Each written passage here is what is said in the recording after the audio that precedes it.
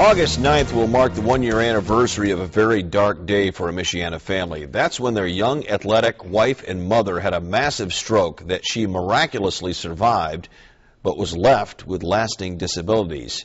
Julie McNamee of Mishawaka spent weeks in the hospital in outpatient rehab, and while she made huge strides, her improvement hit a wall. That's when she and her family decided to look into a treatment not yet approved by the FDA for stroke patients, but is showing promise. It's called hyperbaric oxygen therapy.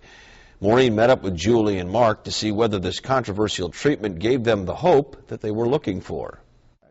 We first introduced you to Julie and Mark McNamee of Mishawaka in May. After suffering a massive stroke on August 9th of 2010 at just 47 years old, Julie had come a long way in 9 months, but still had some paralysis on her left side and needed the use of a wheelchair or cane and had seizures. You know, I had a very significant stroke, and the whole entire left side of my body was paralyzed. So I did have some improvement before the dives started. My eye was droopy and my mouth was drooling. In May, they traveled to Rockford, Illinois, to the Rockford Hyperbaric Healing Center. We asked our sister station there to shoot Julie's treatment. While Julie is literally fed into an oxygen chamber, they call each session a dive. President Joe Sharp says they see varying improvements depending on the patient.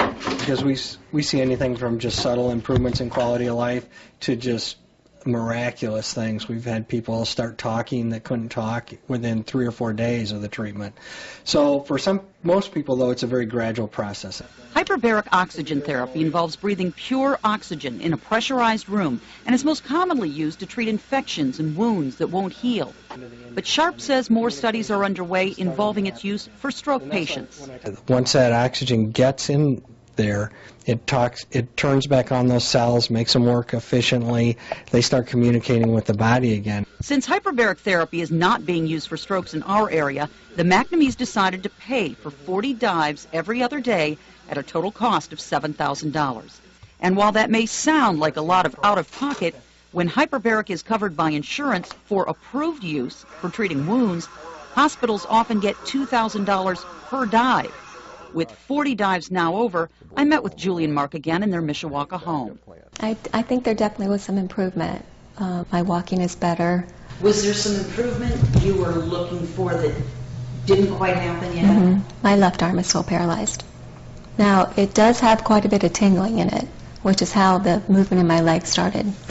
With 2 daughters in college and 2 sons at St. Joe High, Julie and Mark say the hardest part of the treatment was having to leave town. Julie says the treatment itself was a breeze. It's definitely an easy treatment. It's jumping into or being pushed on a gurney into the tank. They close the door. It's like a submarine door, and it's watching TV or listening to music. And Julie, who has a special exercise bike for rehab, says she has more strength and had ridden her stationary wheels 25 miles the day before our interview.